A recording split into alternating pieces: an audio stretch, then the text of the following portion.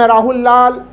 आज चर्चा करेंगे भारतीय जनता पार्टी के भीतर मचे हुए महाघमासान की। जी हाँ मित्रों, भारतीय जनता पार्टी के भीतर का अंतर्कलह इस स्तर पर बढ़ता चला जा रहा है कि उसे महाघमासान कहा जाए, महामुकाबला कहा जाए, वो आप दर्शकगण तय कर लीजिए।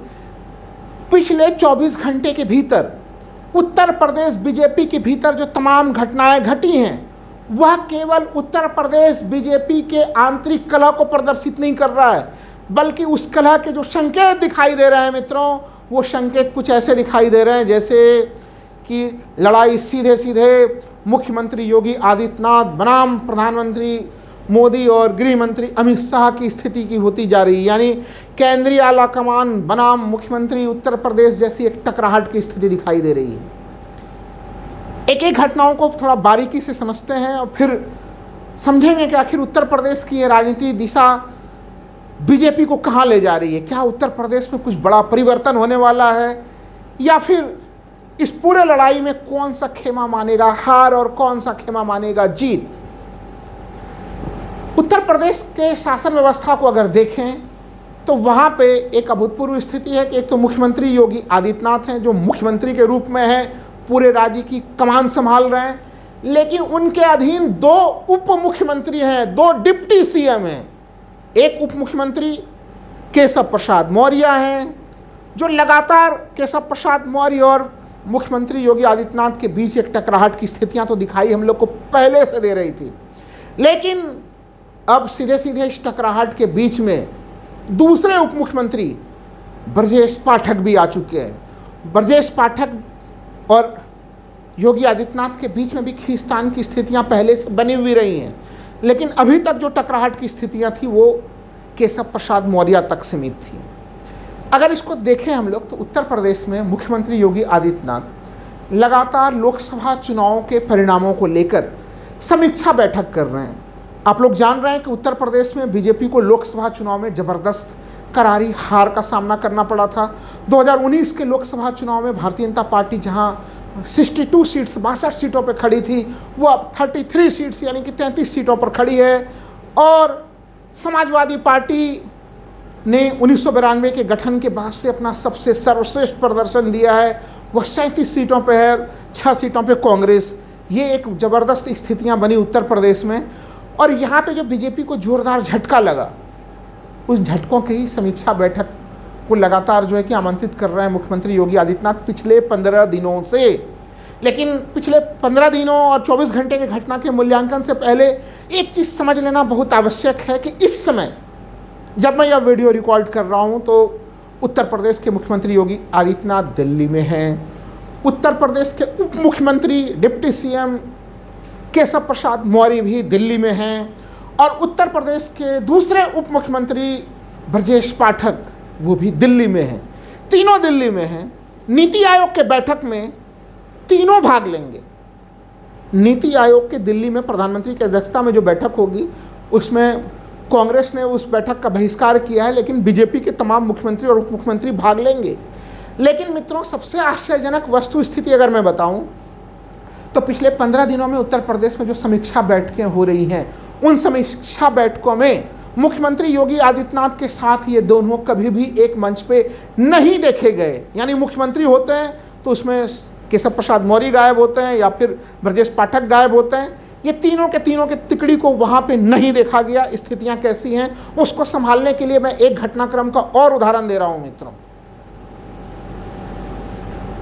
उत्तर प्रदेश में मुख्यमंत्री और उप मुख्यमंत्रियों के बीच में टकराहट की स्थिति कैसी है उसको हम लोग इससे समझ सकते हैं कि तीनों लोगों को दिल्ली नीति आयोग के बैठक में आना था, लेकिन ब्रजेश पाठक 25 जुलाई गुरुवार को ही आके दिल्ली में बैठ गए हैं मित्रों, और शुक्रवार 26 जुलाई को दोपहर में पहले तो केशव प्रसाद मौर्य दिल्ली पहुंचते हैं, और फिर शाम के समय में शुक्रवार 26 जुलाई शाम के समय में मुख्यमंत्री योगी आदित्यनाथ दिल्ली पहुंचते हैं। अगर तालमेल की स्थिति होती तो तीनों लोग एक साथ ही आराम से दिल्ली आ सकते थे, लेकिन मैं बार बार कह रहा हूं कि बीजेपी के मुख्यमंत्री और उप मुख्यमंत्री के बीच में इस समय संबंधों में कोई तालमेल नहीं है, और वहां ही भीतराघात की परिस्थितियां दिखाई दे रही हैं। आप लोग कहेंगे कि हो सकता है सब लोग अपने अपने शेड्यूल के अनुसार दिल्ली आ गए, इसमें कौन सा बात है? आप तो अनावश्यक ही छोटी छोटी बातों को बड़ा बनाने का प्रयास कर रहे हैं। नहीं मित्रों, अब इसके लिए फिर मैं कुछ दूसरे तथ्य लेकर आया हूं, और उस घटनाक्रम को जब आप लोग सुनेंगे तो समझ में आ जाएगा कि उत्तर प्रदेश में बीजेपी की हालत किस तरह से है, अंतरकलह में बीजेपी किस तरह से टूट फूट रही है। नंबर 1, अगर हम लोग देखें,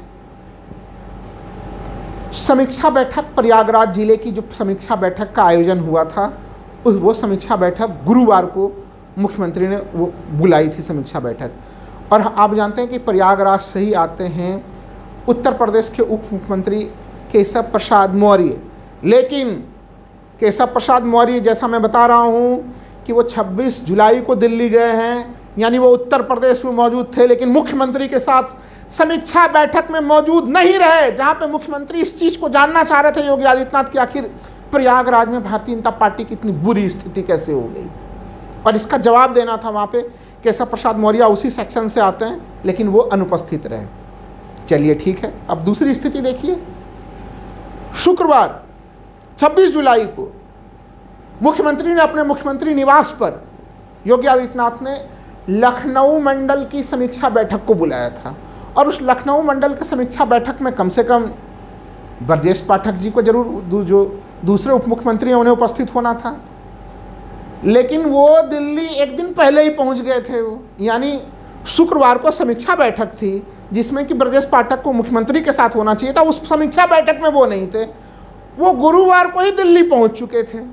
इसलिए मैं कह रहा हूं कि अगर ये तीनों लोगों के बीच में तालमेल होता तो दोनों ही, यानी कि जो गुरुवार को समीक्षा बैठक हुई थी प्रयागराज के, उसमें केशव प्रसाद मौर्य होते, और जो शुक्रवार को बैठक हुई उसमें आसानी से ब्रजेश पाठक हो सकते थे, क्योंकि ब्रजेश पाठक लखनऊ कैंट से विधायक हैं इस समय, तो वो लखनऊ मंडल के समीक्षा बैठक में उनको उपस्थित होना चाहिए था। लेकिन यह केवल मैंने एक वानगी भर बताई है, इस प्रकार की तमाम समीक्षा बैठक में ये दोनों उप मुख्यमंत्री उपस्थित नहीं होते हैं, मुख्यमंत्री के बैठकों में ये लोग नहीं जाते हैं।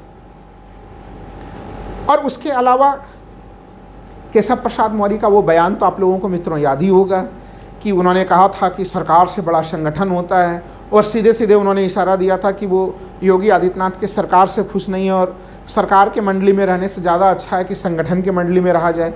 ब्रजेश पाठक को लेकर अगर देखें तो शुरुआत से ही योगी आदित्यनाथ के लिए मुश्किलें खड़े करते रहे हैं। अगर हाल के समय में अगर देखें, पिछले समय का एक उदाहरण बताऊं तो मुख्यमंत्री योगी आदित्यनाथ ने उत्तर प्रदेश पुलिस को आदेश दिया था कि उत्तर प्रदेश में कोई भी हूटर वगैरह ना लगाए, अपने गाड़ियों में अनावश्यक वीआईपी का दर्जा प्राप्त करने का सामान्य लोग प्रयास न करें, क्योंकि वो जो रूल्स रेगुलेशंस के खिलाफ भी है। मुख्यमंत्री योगी आदित्यनाथ ने उत्तर प्रदेश पुलिस को ये आदेश दिए थे, और इसका विरोध किसने किया?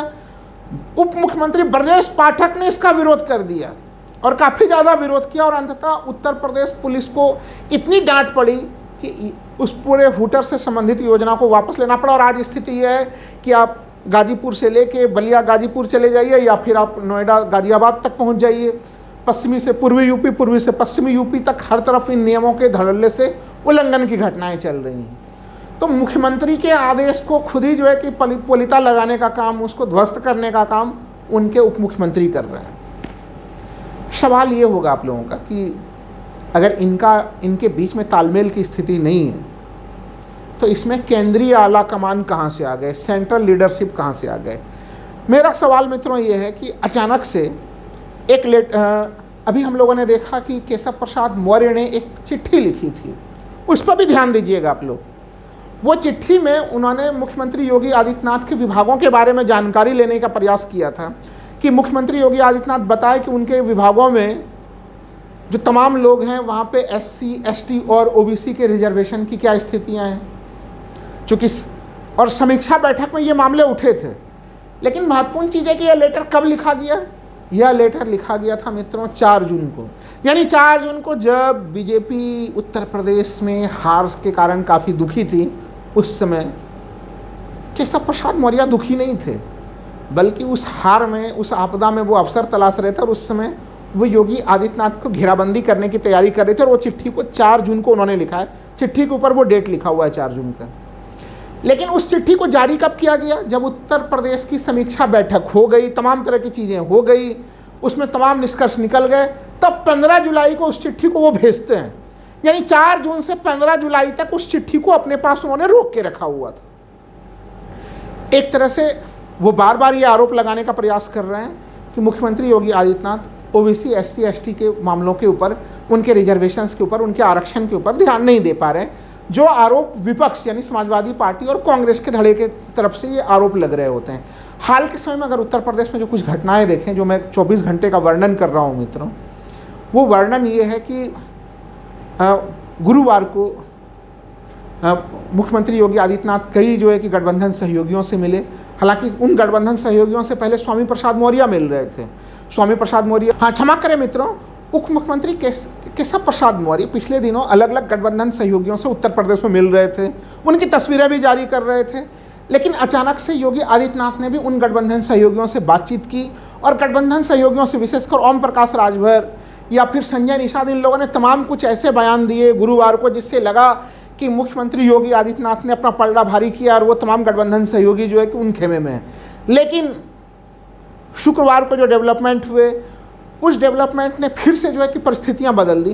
तो इस पूरे घटनाक्रम के पीछे अगर सवाल ये उठता है कि आखिर उत्तर प्रदेश के दोनों उप मुख्यमंत्री किसके सहारे उछल कूद मचा रहे हैं, तो उसमें कहीं न कहीं केंद्रीय आला कमान ही इन्हें ताकत प्रदान कर रहा है। और केंद्रीय आला कमान से यहाँ पे सीधे सीधे तात्पर्य भारतीय जनता पार्टी के गृह मंत्री अमित शाह और प्रधानमंत्री नरेंद्र मोदी जी से है।